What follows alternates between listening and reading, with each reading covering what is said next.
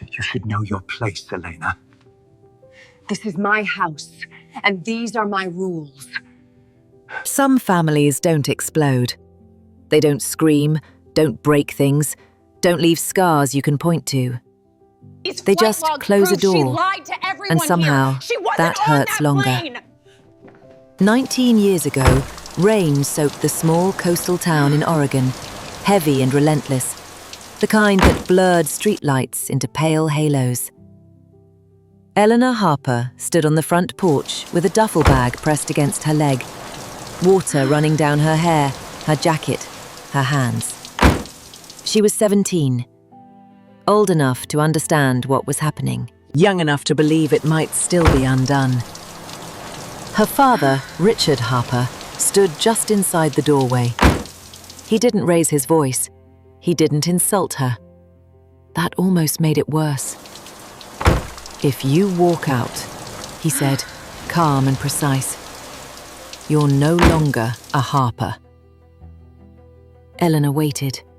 For anger, for regret, for anything that sounded like love fighting to stay alive. Nothing came. The door closed. The lock clicked. The rain filled the silence. That was the moment Eleanor learned something that would follow her for the rest of her life. You don't always get pushed out of a family. Sometimes you're erased. 19 years later, Eleanor was sitting in the cockpit of a medical rescue helicopter, watching the ocean stretch endlessly beneath her. The blades roared overhead, steady, familiar. She liked it up here. In the air, things were simple. You saw the damage, you fixed what you could. You didn't pretend people hadn't been hurt. Her phone buzzed as they landed. A wedding invitation. Lucas Harper, her younger brother. Elena stared at the name longer than she expected. She hadn't seen Lucas since the night she left. Back then, he'd been 12, standing at the top of the stairs, too scared to speak. She'd replayed that image for years, wondering if he remembered her at all, or if she'd become just another thing the family never mentioned. The invitation was formal, polite, almost cold. An hour later, another message came through. Unknown number. "Don't come, you'll embarrass the family." Elena felt a familiar tightness in her chest, the kind that never really went away, only learned to stay quiet. She didn't reply. She didn't need to ask who sent it. She already knew.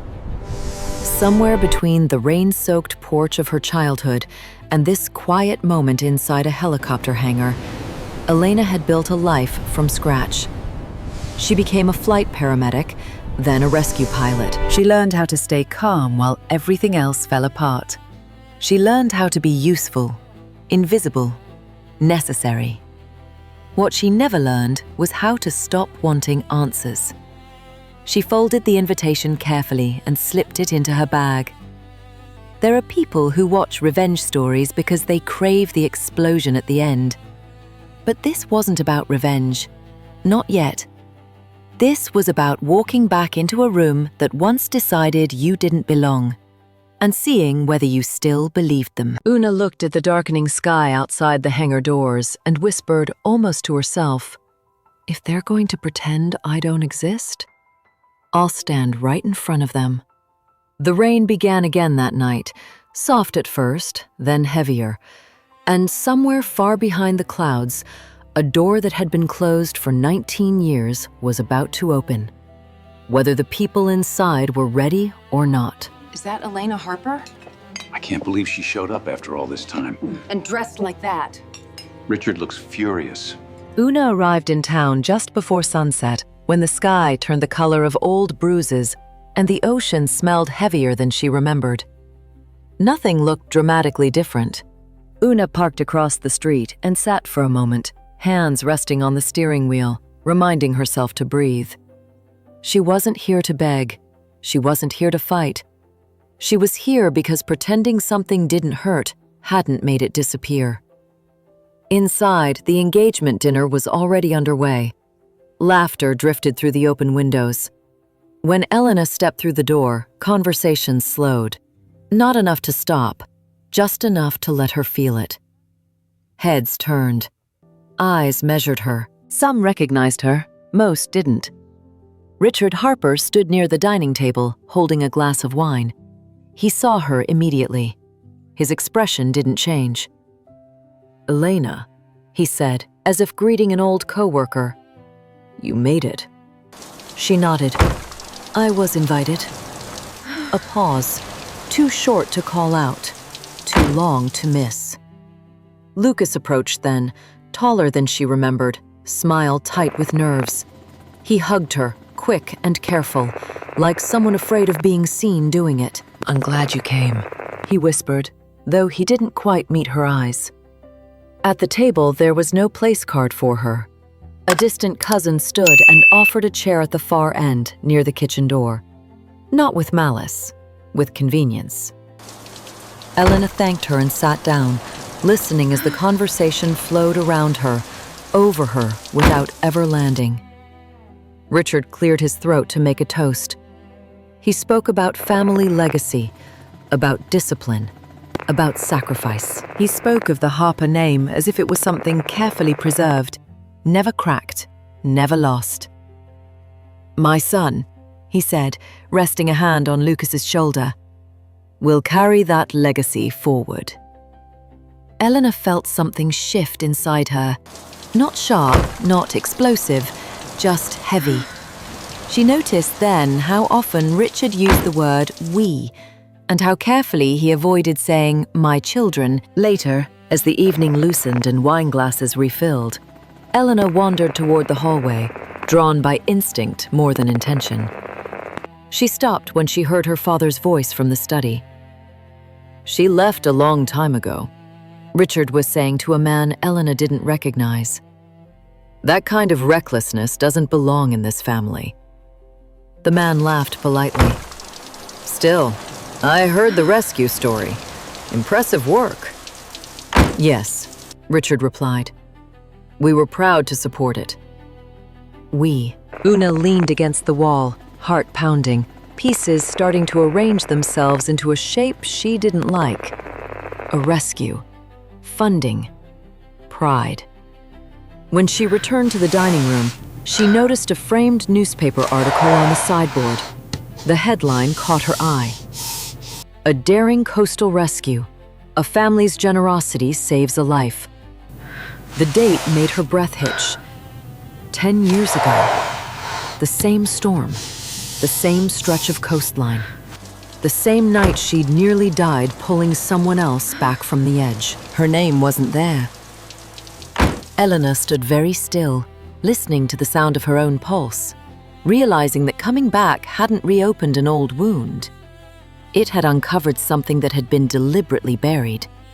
And somewhere between the polite smiles and the missing chair, she understood one thing with painful clarity.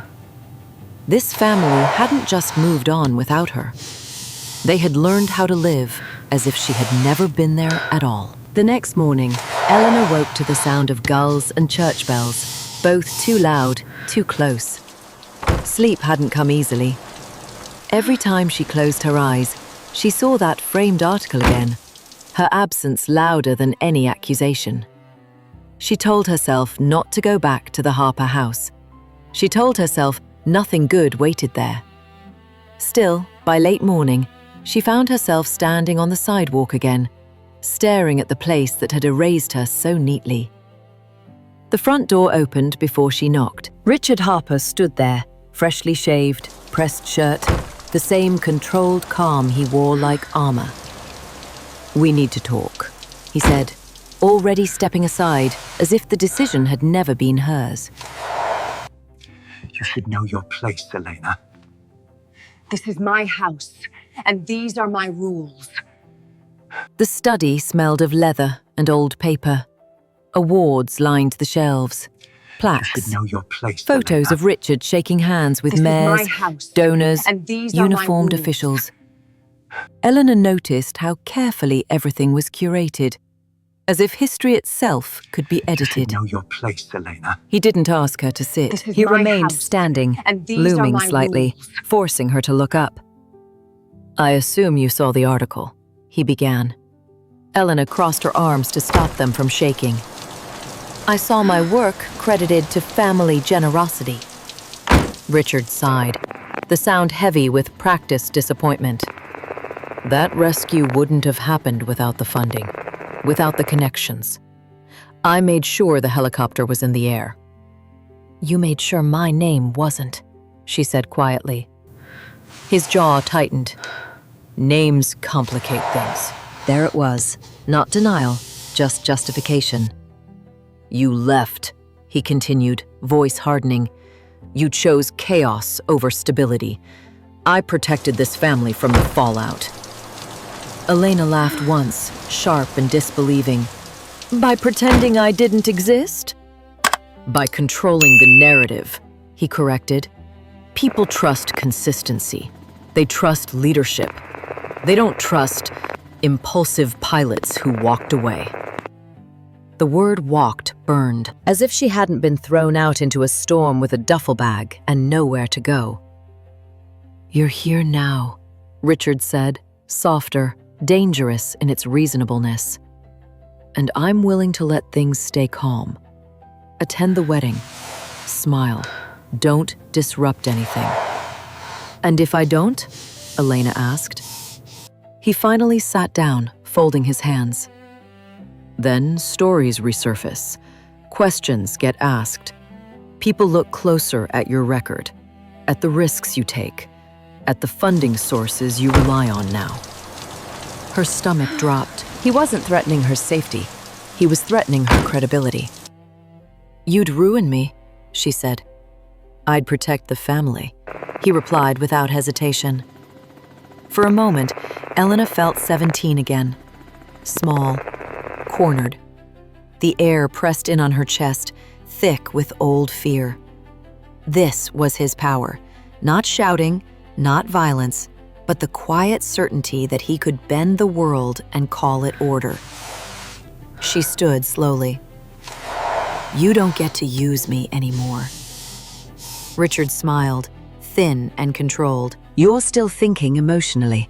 That's why you never fit. As she reached the door, his voice followed her. Remember, Elena, heroes exist because someone else tells their story. Outside, the light felt too bright. Elena walked until her legs ached, until the sound of the harbor drowned out his words. She sat on a bench overlooking the water, hands clenched, heart pounding. For the first time since coming back, something inside her shifted, not into hope, but into clarity. He had stolen her story because he was afraid of it. And fear, she realized, as the tide pulled hard against the rocks, was something that could be used too. She didn't know how yet. She didn't know when. But she knew this. If he wanted control, she would make him show it. And once the mask slipped, there would be no way to put it back on. By the afternoon, the town seemed to know Eleanor was back.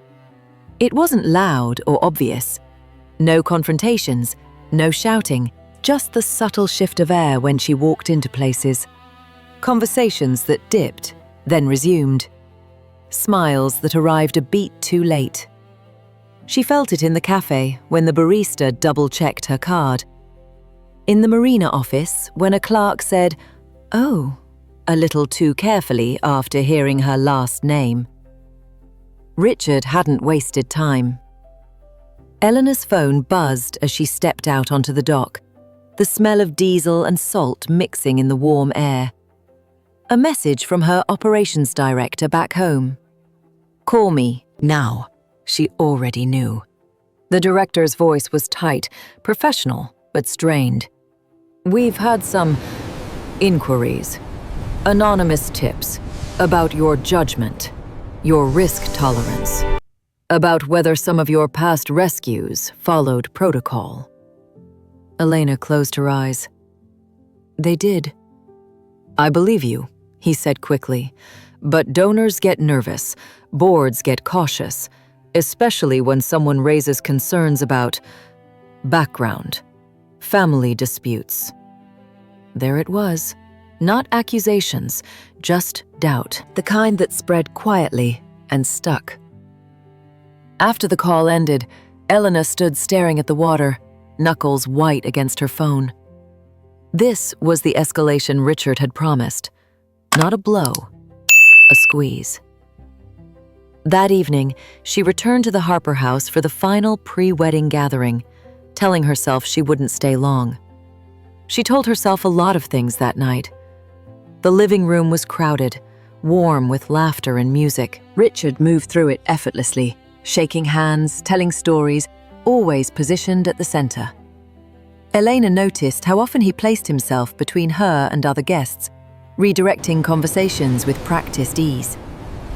At one point, a woman approached Elena with bright eyes. "You're the pilot, right? I wanted to thank you." Richard appeared instantly.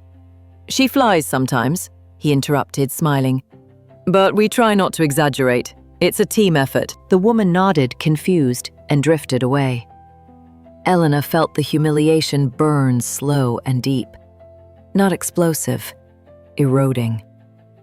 Later during dinner, Richard stood to make another toast. His voice carried easily, confident and warm. "We're proud of the work our family has supported over the years," he said. "Some people chase danger. Others make sure the resources are there when it matters." He raised his glass. Applause followed. Elena sat frozen, understanding the message clearly now. He wasn't just erasing her, he was rewriting her into a footnote, a liability tolerated only if silent. Then came the final cut. Richard turned slightly, addressing the table with casual authority. "I think it's best if Elena doesn't attend the ceremony itself tomorrow. Too many emotions. We don't want distractions." The room went still. Someone dropped a fork. It clattered sharply against the plate, absurdly loud in the quiet. A child at the far end of the table asked in a clear, unguarded voice, "But isn't she family?" The question hung there, innocent and devastating. Richard didn't smile this time. "Not in the way that matters." Elena felt the world narrow, breath shallow, vision sharp around the edges. This was the edge of her endurance, the place where old fear met new rage. She stood slowly, chair scraping back. Her voice, when she spoke, surprised even her. Steady, low. "I won't cause a scene," she said. "You don't have to worry about that." Richard met her gaze, confident, certain he'd won. "Good." As she walked out, the sound of the door closing behind her felt familiar. Not like 17 years ago. This time, it didn't break her. Outside, the night air hit her face, cool and sharp. Elena stopped on the porch, hands trembling, tears threatening but not falling. He thought silence was obedience. He thought endurance meant weakness. Standing there, alone under the porch light, Elena realized something vital. He had pushed her as far as he could, and there was nothing left to take. Elena didn't sleep that night. She sat on the edge of the motel bed, fully dressed, watching headlights smear across the thin curtains as cars passed on the coastal road. Her phone lay beside her, screen dark, heavy with everything she hadn't said. Just before dawn, she picked it up. She didn't call Richard. She didn't call Lucas. She called people who remembered the truth. The first was an old flight coordinator from the Coast Guard unit she'd worked with years ago. His voice cracked with recognition when he heard her name. "I wondered when they'd try to clean you out of the story," he said. "I kept the logs." Then a nurse from that storm night, now working 2 states away. "I still tell trainees about you," she said. "Your name was on my report. Always was."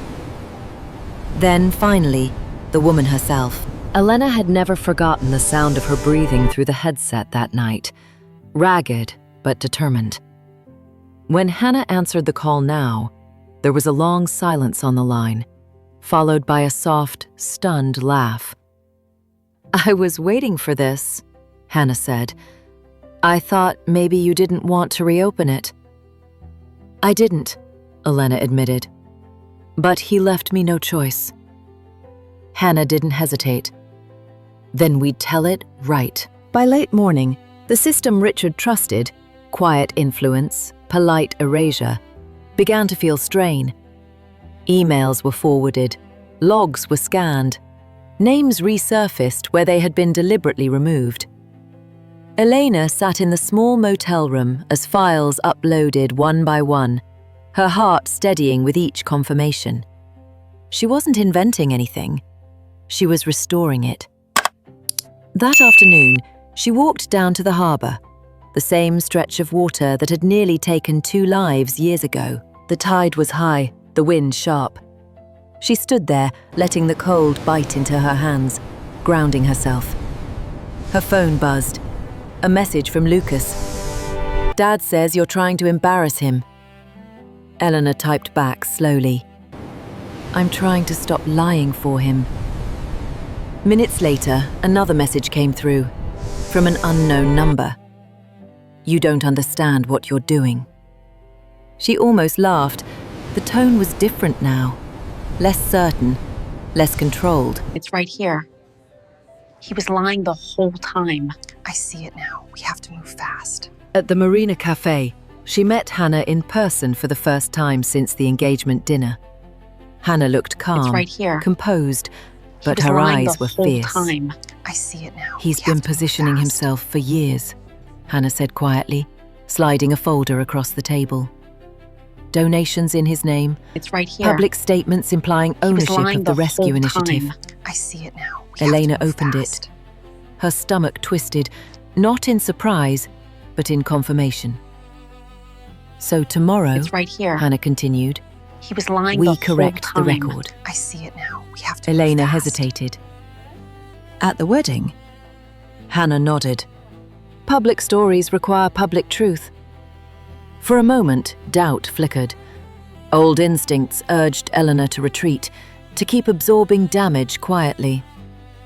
But that part of her had nearly disappeared into the ocean once. She straightened. "Okay." As they stood to leave, a small boy from the next table tugged on Hannah's sleeve. "Are you the lady who got saved by the helicopter?" he asked loudly. Hannah smiled. "I am." He turned to Eleanor, eyes wide. "Then you're the hero?" Eleanor blinked, caught off guard. She smiled back, soft. "I just did my job." The boy nodded solemnly, as if filing away something important, then ran back to his mother. It was such a small moment, a child's blunt honesty, but it landed harder than any speech. As Eleanor stepped back into the wind, she felt something solid settle inside her. The truth was no longer just hers to carry. And once a story is shared, it stops being easy to control. The morning of the wedding arrived wrapped in wind and pale light. Low clouds moved fast over the harbour, the kind that never quite promised rain, but carried its It's right weight here. anyway. He was The lying boathouse whole stood dressed time. in white I and see it gold, now. We have to move ribbons fast. pulling gently in the breeze, laughter drifting out in careful bursts. It looked like a celebration. It felt like a reckoning. Elena arrived early and took a seat near the back. Not hidden, just not central. For the first time, she didn't scan the room for her father. It's right here. She focused on the He was sound of lying waves under the whole time. floorboards, I see it steady now. We and have to move patient. fast. When the ceremony ended and guests gathered inside, Richard rose, glass already in hand. Habit, control. He began to speak, his voice confident, rehearsed. These flight logs prove she lied to everyone here. She wasn't on that plane. What are you talking about? Before he reached his second sentence, Hannah stepped forward. These Before flight we logs continue, prove she lied she to said, everyone here. calm She but wasn't clear. on that plane. "There's something I need to say." What are you talking about? The room quieted. Even Richard paused, surprised. Hannah didn't raise her These voice. flight logs She didn't prove accuse. she lied to everyone She told here. a She story. wasn't on that A plane. night on a cliff, a rope cutting into her talking about? ribs, a woman who pressed her forehead to hers and told her to breathe. She spoke These flight Elena's logs name prove once. She lied to everyone Just here. once. She wasn't on that That was plane. enough. She gestured and a screen lit behind them. Flight logs, medical reports, dates, names. No dramatics, no music. Just truth. The room didn't explode into chaos. It settled into stillness, the kind that forces listening. People turned toward Elena. Some nodded. Some looked ashamed. Richard didn't sit down. He didn't argue either. He stared at the screen, hands slack at his sides, as if the shape he'd built for himself no longer fit. A man near the front spoke quietly. "That's the pilot who saved my cousin." Another voice followed, then another. No shouting, no applause. Recognition spread like warmth. Richard finally lowered his glass. It clinked softly against the table. No one looked at him. Later, when the crowd thinned and the wind picked up, Eleanor stepped outside onto the dock. The harbor smelled clean after the storm had passed through. Footsteps approached behind her. Richard stopped a few feet away. "I thought if I controlled the story," he said, voice thin, "I could control the damage." Eleanor didn't turn. "You were afraid of being small." He didn't deny it. They stood there in silence. For once, it wasn't heavy. It was honest. "I'm not here to punish you," she said finally. "I just won't disappear anymore." Richard nodded once. It wasn't forgiveness. It wasn't redemption. It was an ending. As Eleanor walked back inside, Lucas caught her eye and smiled, uncertain but real. Hannah squeezed her hand. Somewhere, music started again, softer now. Later still, Eleanor left before the lights dimmed. She drove to the edge of town where the road opened toward the coast. The wind tugged at her jacket. The water moved the way it always had, indifferent, enduring. She stood there, breathing, feeling the absence of weight she'd carried for years. Justice hadn't arrived with noise or spectacle. It had arrived quietly. And for the first time since she was 17, Eleanor understood something simple and true. She hadn't come back to be seen. She had come back whole. And that was enough.